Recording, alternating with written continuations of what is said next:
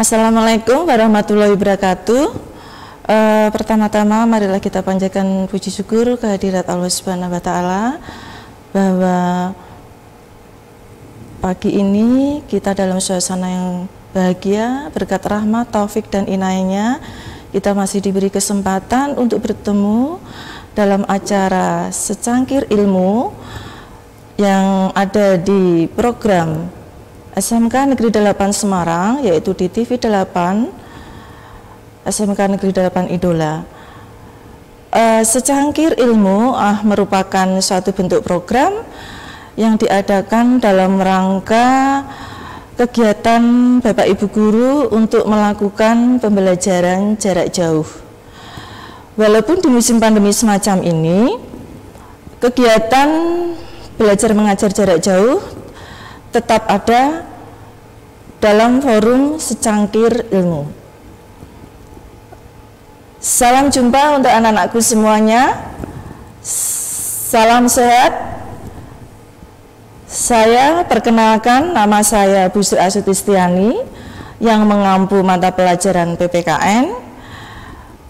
Pada kesempatan ini akan menyampaikan materi-materi yang nantinya akan bisa kalian gunakan untuk pembelajaran selama musim pandemi COVID-19.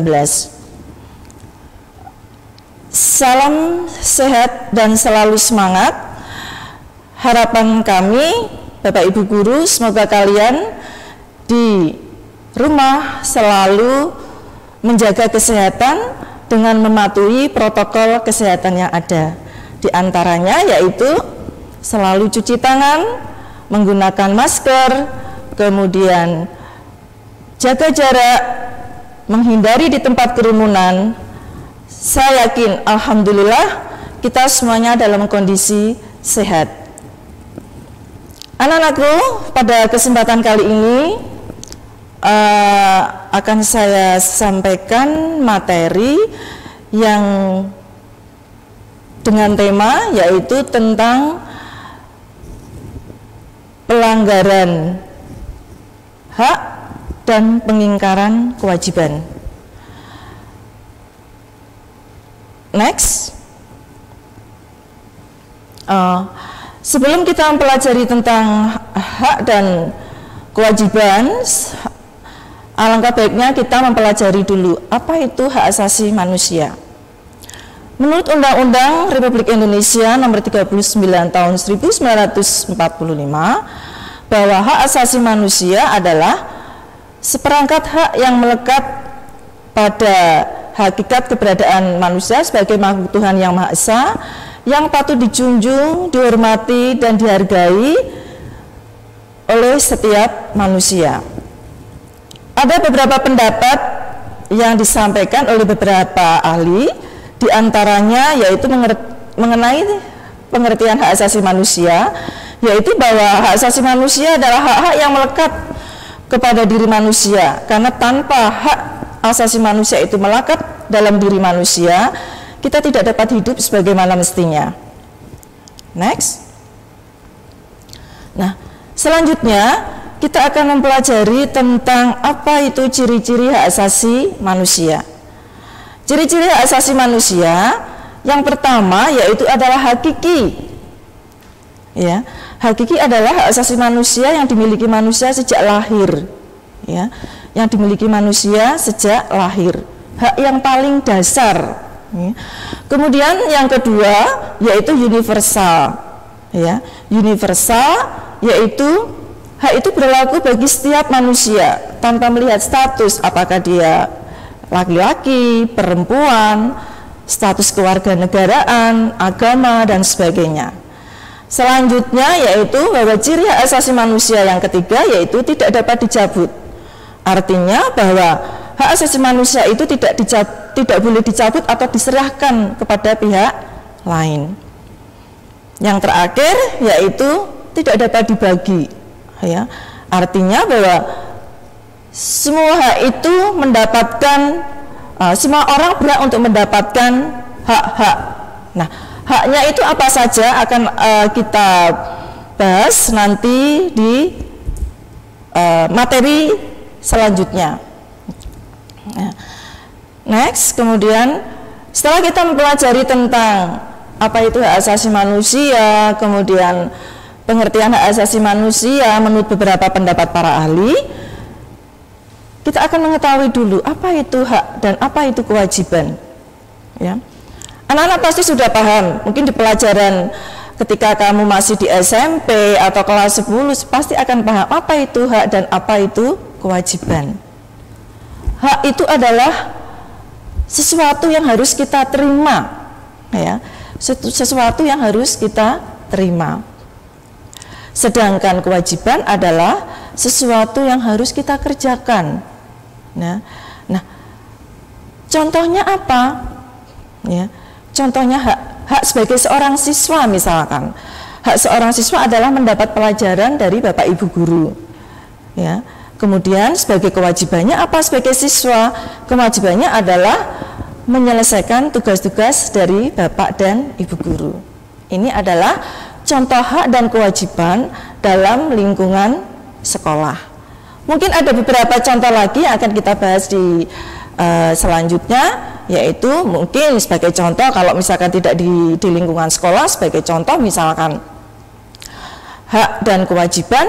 Kewajiban seorang buruh adalah bekerja. Haknya apa? Haknya adalah menerima upah. Ya. Nah, antara hak dan kewajiban itu harus selaras dan seimbang. Selaras dan seimbang. Apa yang terjadi ketika hak dan kewajiban itu tidak selaras, tidak harmonis, tidak sejalan, gitu ya? Nah, yang terjadi adalah suatu bentuk ketidakpuasan. Sebagai contoh misalkan ketika murid tidak dapat tugas dari bapak ibu guru nih sering kosong, ya kan? Pasti karena protes, Bu pelajarannya kosong dan sebagainya, Bu nggak ada pelajaran. Ini contohnya kalau di lingkungan sekolah. Kalau misal kewajibannya seorang guru memberikan tugas. Kalau misalkan sekarang di lingkungan yang lebih luas lagi, misalkan kita melihat di suatu bentuk perusahaan, seorang pekerja atau buruh bekerja dengan baik. Tetapi ketika giliran mendapatkan upah ditunda. Pasti mereka akan protes, mereka akan marah. Maka bentuknya adalah salah satunya adalah bentuk anarkis, demonstrasi, protes, dan yang lain-lainnya. Yang jelas pasti ini adalah salah satu bentuk ketidakpuasan. Nah, sekarang kita tahu, anak-anak sudah tahu apa yang terjadi ketika hak dan kewajiban itu tidak seimbang atau tidak selaras, tidak berjalan semestinya. Ya, nah itu adalah setelah kita pelajari tentang hak asasi manusia, kemudian apa itu hak dan kewajiban, apa yang terjadi ketika hak dan kewajiban itu berjalan tidak seimbang, ya, maka langkah selanjutnya adalah hak asasi manusia adalah hak yang melekat pada diri setiap pribadi manusia. Nah, sekarang bedanya hak asasi manusia dan hak warga negara. Kalau hak asasi manusia itu adalah hak yang melekat pada diri manusia dari lahir, ya. Sedangkan hak warga negara adalah seperangkat hak yang melekat pada diri manusia yang dalam kedudukannya sebagai anggota warga negara. Manusia yang tinggal dalam suatu negara, nah ini namanya warga negara. Hak apa saja yang dibutuhkan oleh warga negara? Next, ya. Hak-hak apa saja yang dibutuhkan oleh warga negara? Ya. Sebelum kita melanjutkan ke contoh-contoh, kita kembali lagi, ya. Ini tadi sudah tadi sudah saya sampaikan bahwa antara hak dan kewajiban itu tadi memang harus seimbang. Next, kemudian selanjutnya hak-hak apa saja yang hak warga negara Indonesia, ya, kita bahas sekarang adalah hak warga negara Indonesia. Apa hak warga negara Indonesia yang harus kita terima?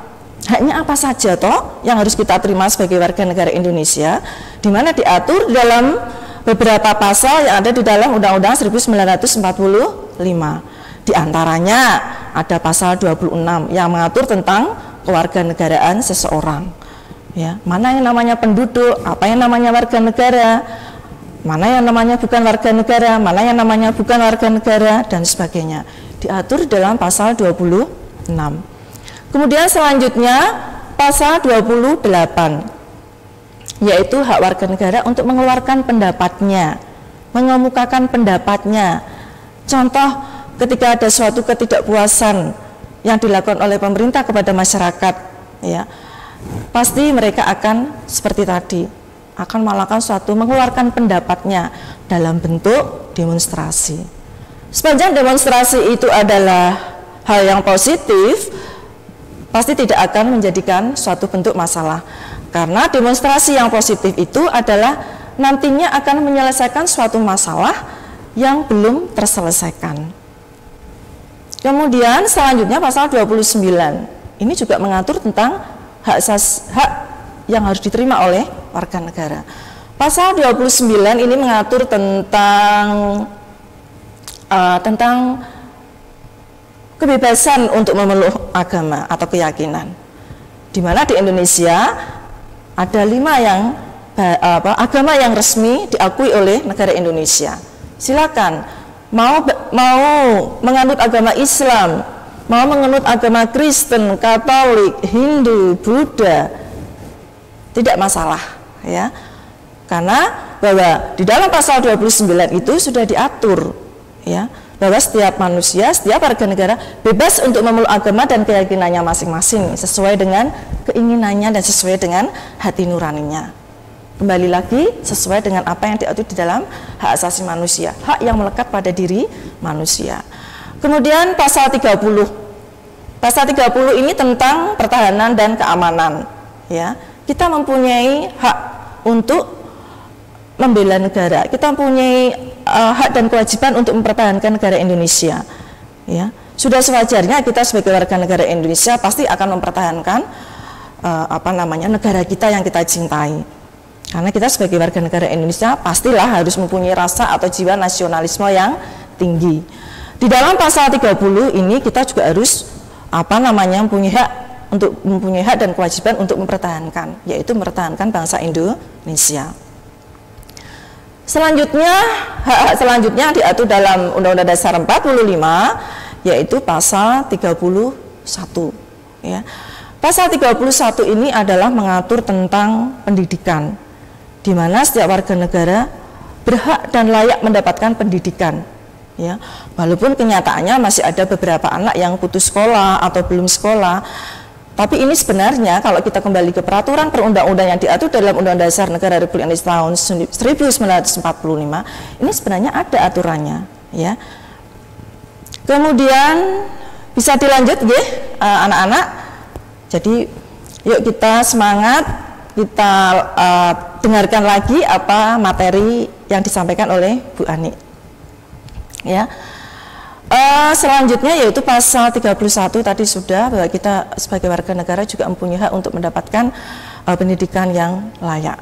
Kemudian pasal 32 ini mengatur tentang kebudayaan nasional Indonesia, ya, bahwa di sini diatur atau disampaikan bahwa pasal 32 bahwa setiap warga negara itu mempunyai hak untuk memajukan kebudayaan nasional, ya. Kita tahu bahwa budaya masyarakat Indonesia itu sangat banyak sekali, ya, sangat banyak sekali, karena dari Sabang sampai Merauke, ya. Setiap daerah mempunyai adat istiadat yang berbeda-beda, ya, karena itu merupakan hasil dari nenek moyang kita, ya. Mungkin bahasa orang Jawa dengan bahasa orang Jawa Barat berbeda, kemudian tingkah bahasanya berbeda, adat istiadat atau tata cara dalam pola kehidupan sehari-hari juga berbeda. Nah, namun demikian tidak menjadi masalah dengan beraneka ragamnya budaya dan bahasa yang ada di negara Indonesia. Kita tahu bahwa kita ini mempunyai suatu semboyan Bhinneka Tunggal Ika, ya. Artinya bahwa berbeda-beda kita tetap satu juga, ya. Kemudian pasal 33 ini mengatur tentang perekonomian di Indonesia. Perekonomian disusun sebagai usaha bersama berdasarkan atas asas kekeluargaan. Cabang-cabang produksi yang menguasai hajat hidup orang banyak dikuasai oleh negara dan digunakan untuk sebesar-besarnya kemakmuran rakyat. Nah, dalam hal ini di dalam pasal 33 ini juga kita mempunyai hak Hak kita adalah memperoleh bahwa hasil bumi, air, dan kekayaan alam yang terkandung di dalamnya ini ada digunakan untuk sebesar-besarnya kemakmuran masyarakat Indonesia. Ya. Kemudian yang terakhir yaitu pasal 34. Pasal 34 ini adalah mengatur bahwa fakir miskin dan anak-anak yang terlantar dipelihara oleh negara. Ya. Nah, apa namanya? Kita tahu bahwa masyarakat Indonesia itu banyak yang masih dalam kategori miskin. Ya. Nah, itu diantaranya. Nah, yang berkaitan dengan hak asasi, hak dan kewajiban warga negara, ini akan kita bahas adalah pasal 27. Pasal 27 ini adalah bahwa segala warga negara bersamaan kedudukannya di dalam hukum dan pemerintahannya dan wajib menjunjung hukum dan pemerintahan itu tanpa kecuali. Artinya bahwa setiap warga negara itu mempunyai kedudukan yang sama di dalam hukum. Ya. Jadi ketika seseorang, entah itu pejabat, buruh, atau siapapun, ketika melakukan satu bentuk pidana hukum, maka harus diselesaikan secara hukum dan tuntas. Ya. Sehingga masyarakat percaya bahwa kita sebagai masyarakat Indonesia itu kita mempunyai kedudukan yang sama di dalam hukum dan pemerintahan. Ya. Next. Kemudian kita lanjutkan anak-anakku semuanya. Next. Kita lanjutkan. Nah, pengertian pelanggaran hak. Ya. Pengertian pelanggaran hak. Ya. Pelanggaran hak merupakan suatu perbuatan seseorang atau kelompok atau aparat negara, baik disengaja atau tidak sengaja, yang dapat mengurangi, menghalangi, dan membatasi atau mencabut hak seseorang. Ya, di antaranya yaitu membunuh orang, menyakiti, kemudian melarang anak bersekolah. Ini jelas ini tidak sinkron dengan atau tidak sesuai dengan yang baru kita bahas, yaitu di pasal 31. Kemudian mendiskriminasikan orang lain, baik itu secara agamanya, kulitnya, bahasa, budayanya. Jelas ini merupakan salah satu bentuk contoh-contoh pelanggaran hak. Next. Pengertian pengingkaran kewajiban. Tadi tentang pelanggaran hak, sekarang pengertian pengingkaran kewajiban. Pengertian pengingkaran kewajiban yaitu tidak melaksanakan suatu bentuk kewajiban atau tanggung jawabnya sebagai warga negara. Kita sebagai warga negara di samping memperoleh hak-haknya yang tadi sudah diatur di dalam pasal 26 sampai 34, maka kita sebagai warga negara juga harus mempunyai kewajiban. Salah satu bentuk kewajibannya adalah membayar pajak.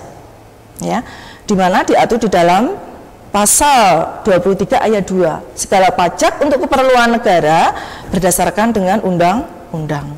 Nah, kita sebagai masyarakat, kalau sudah kita dapat haknya yang tadi sudah diatur dalam pasal 26 sampai pasal 34, maka kita sebagai warga negara juga harus mempunyai kewajiban. Apa itu kewajibannya? Kewajibannya yang sering kadang-kadang kita juga lalai atau lupa, itu adalah membayar pajak. Ya, karena warga negara yang baik adalah warga negara yang membayar pajak. Selain itu, pengingkaran kewajiban selain apa contohnya adalah tidak membayar pajak, yaitu merusak tempat-tempat umum. Ya, merusak tempat-tempat umum yang merupakan suatu bentuk untuk apa namanya informasi-informasi dari pemerintah kepada masyarakat. Ini harus kita jaga. Ya, jangan sampai dicoret-coret atau jangan sampai dirusak dan sebagainya. Next. Anak-anakku semuanya, apa saja faktor-faktor penyebab dari pelanggaran hak dan pengingkaran kewajiban? Ya, di antaranya yaitu kita tahu penyebab terjadinya pelanggaran hak dan pengingkaran kewajiban warga negara terjadi karena hak-hak kita yang harusnya kita terima, yang tadi sudah kita pelajari di pasal 26 sampai pasal 34, itu tidak kita terima semestinya. Maka yang terjadi adalah apa? Yang terjadi adalah ya, demonstrasi, protes, ya. Jadi sebenarnya penyebab terjadinya pelanggaran hak itu tidak ketika hak yang harus kita terima ini tidak kita terima, ya. Ya, akhirnya munculnya bentuk-bentuk seperti tadi, demonstrasi, anarki, protes, pengerusakan dan sebagainya. Next, kita lanjut. Ada beberapa contoh tentang penyebab, ya, penyebab pelanggaran hak asasi, pengingkaran kewajiban. Yang pertama yaitu sikap egois, terlalu mementingkan diri sendiri, haknya saja yang diminta, tetapi lalai, kewajibannya tidak dilakukan. Nah, ini namanya egois, ingin menang sendiri, di hakku, mana hakku, sementara haknya diabaikan. Sementara dia melakukan beberapa hal yang dirasakan menghalalkan segala cara supaya hak itu bisa diterima atau dicapai. Kemudian selanjutnya next terus, rendahnya kesadaran berbangsa dan bernegara, ya, rendahnya kesadaran berbangsa dan bernegara. Kita sebagai warga negara pastinya kita akan sadar bahwa kita punya bangsa Indonesia yang harus kita kita junjung, ya, kita hormati, kita hargai, ya, kesadaran berbangsa dan bernegara. Nah, kesadaran berbangsa dan bernegara itu tadi juga merupakan salah satu penyebab pengingkaran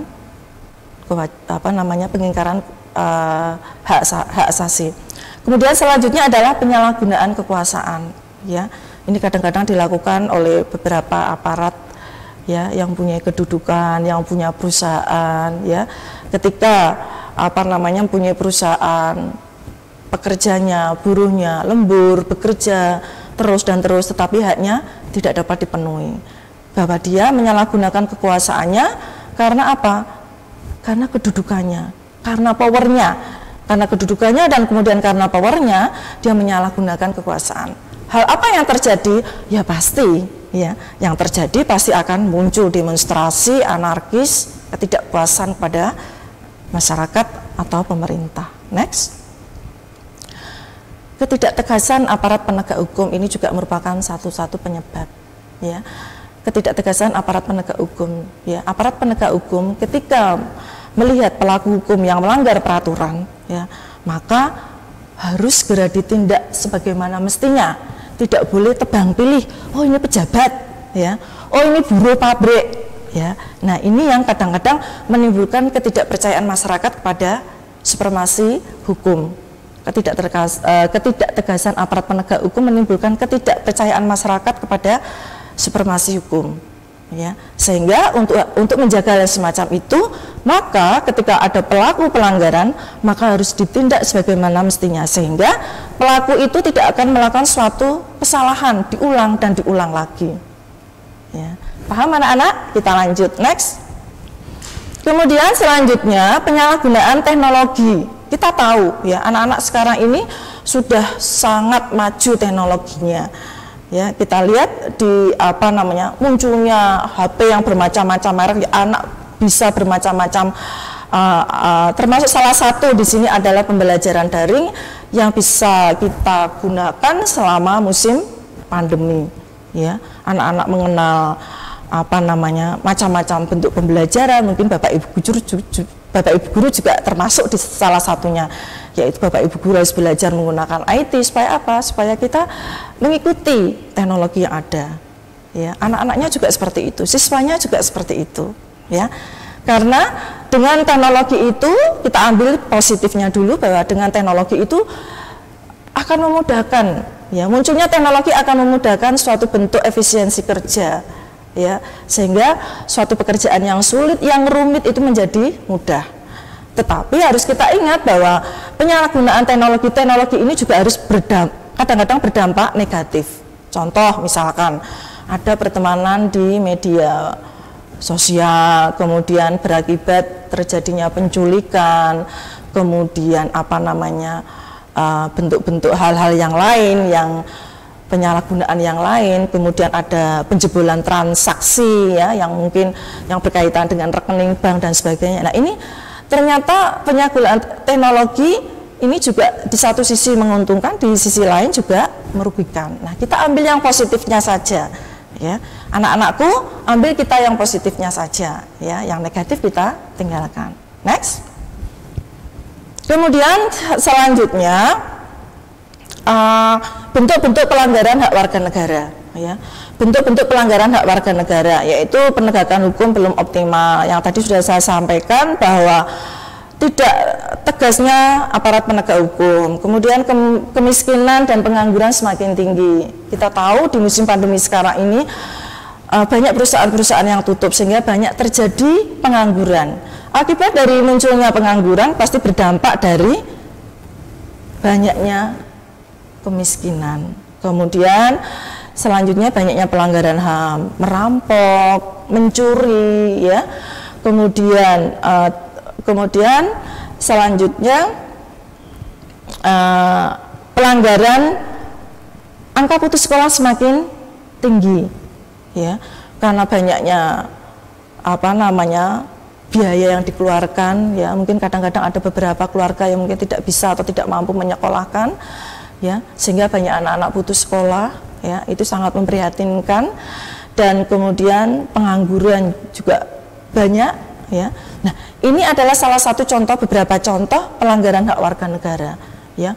Walaupun kita tahu bahwa semuanya itu sudah diatur, tadi sudah dipaparkan di depan bahwa pelanggaran hak warga negara itu sudah diatur sebenarnya di dalam Undang-Undang Dasar 45, tapi kenyataannya tidak semuanya dapat realisasi, tidak semuanya bisa dibangun oleh pemerintah karena mungkin keterbatasan